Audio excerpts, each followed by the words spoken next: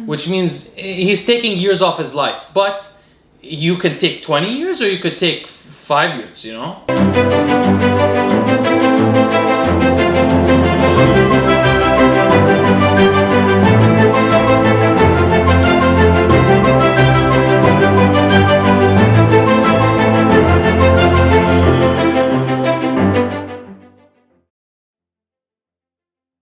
Hello friends, welcome to week 8's Q&As, joined by my lovely wife Lucie. Hi guys. Lucie will continue asking me some of your questions from Instagram. Let's do the next one. So next one is by Christina Kain something, and basically it's very sweet. She's asking a question for her boyfriend, so she needs some advice, and I thought he was nice, and also it's something that I know about a little bit because you can relate. So next question is like, just watch your video on sleep disorder. My boyfriend is an AAS user, 23, 245 pounds, 5'7", and treats his sleep apnea with CPAP therapy. Is there anything you would specifically recommend to someone like him to improve his sleep, like supplementation, medication? He struggles with waking up constantly at night. Thank you, Lucie. I did see the question. I'm glad Lucie picked it. That's a great thing. And you know, it's wonderful that she's asking a question about her loved one, and it shows, you know, loyalty and care, which are the most important things in life. And those are the things that leave someone happy at the end of the life, not money and superficial things. So, to answer her question, of course, I suffered from sleep apnea. Lucie used to hear me even at the end of my weightlifting. I was still gasping for air. Let me tell you, in the short term, this is what he can do. In the short term, he can consider changing his sleeping position, meaning lying on his side, definitely not lying on his back. That's the worst part.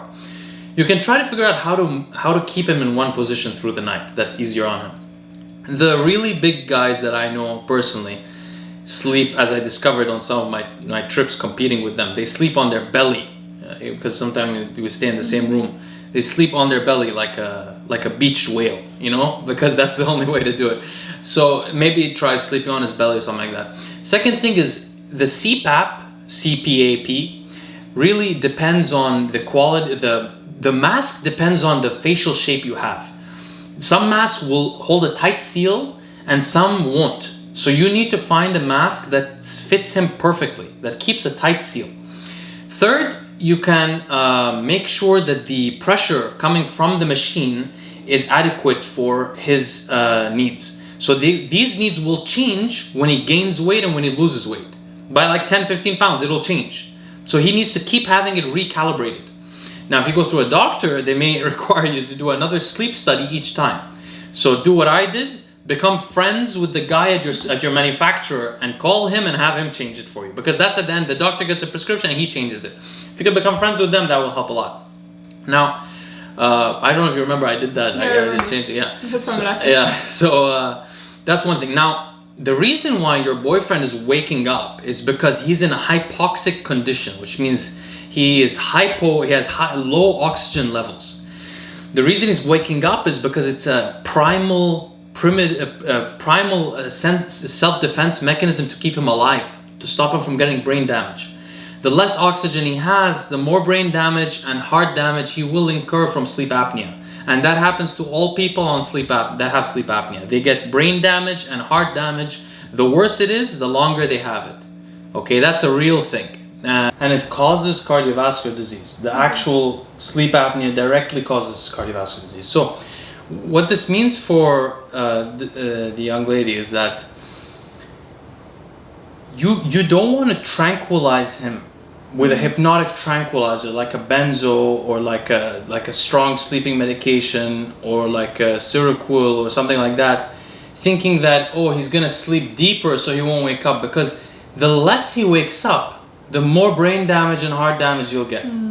So he actually has to wake up. It's a horrible situation for health, you know. If he doesn't wake up, he's going to get more it's not like he doesn't wake up, he's gonna die. No, he doesn't wake up, just a little bit less oxygen, just a little bit more brain damage, just a little bit more heart has to work to deal with the situation within a hypoxic situation. So as I said, the best solution is in the short term that he deals with the mask and that stuff. In the long term, which means in a month or 2 months, what he should do is if the guy is 5'7" and 243 pounds, let's think about it this way. I don't know what sport he does. Now, if he's a power lifter, he may have a weight class, or an arm wrestler, he may have a weight class like in arm wrestling. You know, the weight class, there's a 242 weight class. So if you're in the 242 weight class, you want to stay at 242. But the problem is this, in arm wrestling or in powerlifting, when you go to the higher weight classes, you have to actually be taller. If you're not taller, you're competing with people that have an advantage over you, except for in some things, but in general, you have a disadvantage. If you're a smaller structure like 5'7", you don't want to be competing at these bigger weight classes. You won't do as well. Now that's one thing. If he's a powerlifter or a strongman or an arm wrestler. Can he just like drop his general weight, and once you have competition, needs to make weight class, like in boxing, for example, or gain? Yeah, but he would never want to be at that weight class. That's my point. He would rather be at it's not like, yeah, who wants to be a heavyweight boxer when you're not a 6 foot? There are no heavyweight boxers that are 5'6". We were only losing weight. Yes, you want to be lower. It's the same in powerlifting, same in arm wrestling. That's true. Now, if he's a bodybuilder and he's 243 or whatever he was, and 245, and he's 5'7", let me put it to you this way. There's two bodybuilding classes in the IFBB. One is the open and one is the 212. The 212 are people that are like 5'4" to 5'8", no, 5'7". Those guys, they compete at 212. Some of them have to lose muscle to compete. The ones that have to lose muscle to compete, their ideal muscular level is 220. And now that's dehydrated a little bit and stuff like that. So those guys, let's say if they're not dehydrated, they're around 240 when they're not fat. That means that this guy is basically of the muscularity level of the Mr. Olympia stage. So it's unlikely that he is. What's more likely is that he has some excess body fat and some excess water that comes, because when you say excess water for a normal person that doesn't use hormones, that's one thing. But if he uses hormones, which he most likely does if he's 5'7", or I think she said he uses hormones. If you use hormones, you store more water than you would naturally, and more glycogen, which brings with it more water. So so there is a reason to think that if you're using anabolic hormones, you may need to take a very low dose diuretic with it, the water pill, just to slightly reduce the water that they're having. Or he should. So the first thing I would do in the terms of the 2-month frame, lose the body fat. Get to 10% body fat, as low as you physically can, without. You don't have to rely on the fat for your sex hormones. So get as low as you can without having some damage to your joints or something like that from working out. Get low body fat, do your cardio, do everything else to get low body fat. And then if you still are over, like say 220 or so, or if you notice visibly that you could lose a bit of water, then take a very low dose herbal diuretic or some kind of diuretic just to remove a little bit of that water. That will reduce the pressure he's getting on the.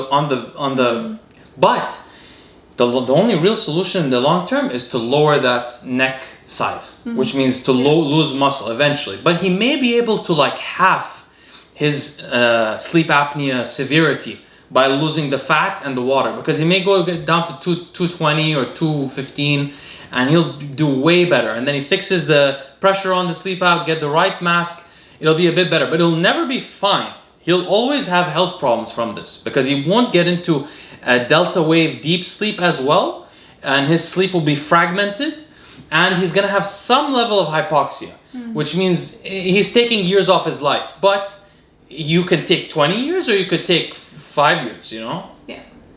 All right, thank you guys so much for your questions. We'll see you next time.